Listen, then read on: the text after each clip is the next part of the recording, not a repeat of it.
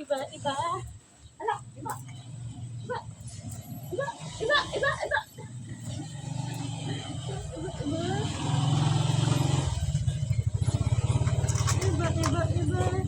iba, iba. Iba, iba, iba. Iba, iba, iba.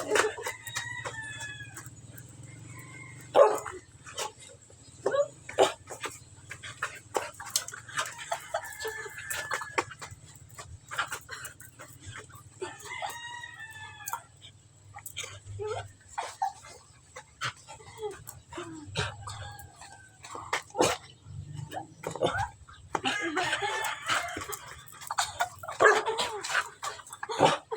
Iba, iba. Ay, yaman. Ita! Aray ko. Iba, iba, iba. Iba, iba, iba.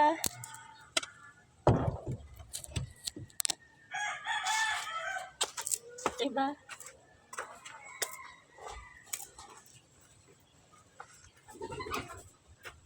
Ayun guys, yung aso ng kuya ko yon, mabait.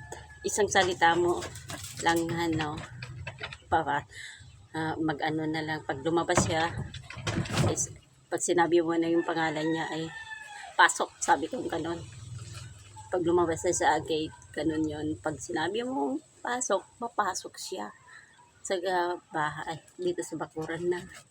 Kasi dito sa amin kasi guys, pinagbabawal dito sa aso mo, itali mo, yun ang yun ang linagay ng kapitan namin dito sa barangay namin.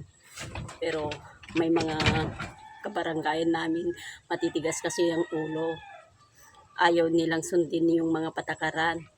Pero minsan naiinis si kapitan namin dahil hindi nila sinusunod yung patakaran. Mayroon mga aso dyan nakakalat pa rin na hindi nila tinatali yung mga aso nila.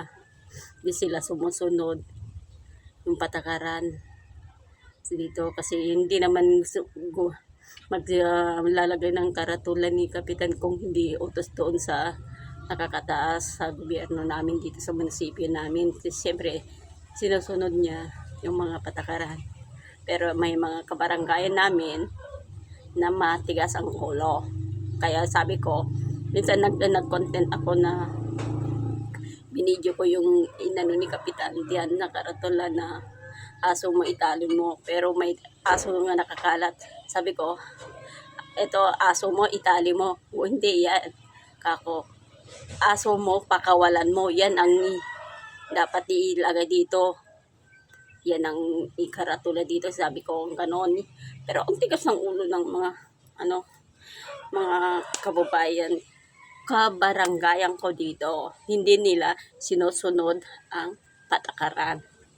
Kaya minsan yung kumbaga walang respeto sa sarili nila.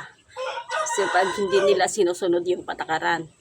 Siyempre, kasi pag noon, bata pa kasi talaga ako noon, yung mga teenager ako, hindi ako takot na maglakad na papunta sa palengke. Paggabi, kung mayroon akong bibilihin mga sa palengke, mayroon mga barbecue, ganun noon. Ngayon, takot na ako kasi pagbungad mo pa lang dyan paglabas mo pa lang dito sa bahay at papunta ka pa lang hindi ka pa nakakalayo dito sa bahay mo. Ayun, nasa street ka pa lang, may humagulgul na aso na, ang dami na. Maraming asong sumalubong na sa'yo dyan sa street na. Minsan, kadalasan din, yan din ang dahilan kung bakit yung mga aso, sila yung dahilan din na nakakaroon ng aksidente dito sa Claveria. Aso na naman ang dahilan kung bakit na aksidente yung mga ibang tao. Ganon yun dito. Kaya minsan, yun pinag-uutos doon sa munisipyo na yung mga aso.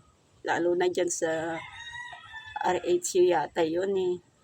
Kaya yun, mayroon na aksidente dyan sa naman pagdating sa aso na naman yon. Instead na hindi anuhin yung aso, yung instead na diretso liliko ka, siyempre aanuhin mo yung aso dahil ayaw mo basagasahan. Yun na naman ang dahilan na disgrasya yung isang tao. Kanon yun. Kaya din dito sa amin, nakakainis. Kala mo kung sino na sila. Ay, wala na akong pakialam kung magagalit sila dito sa content ko na content ko na to. Kasi totoo naman yung sinasabi ko.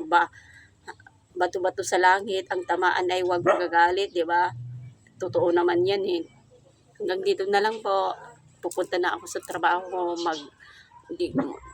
Bye.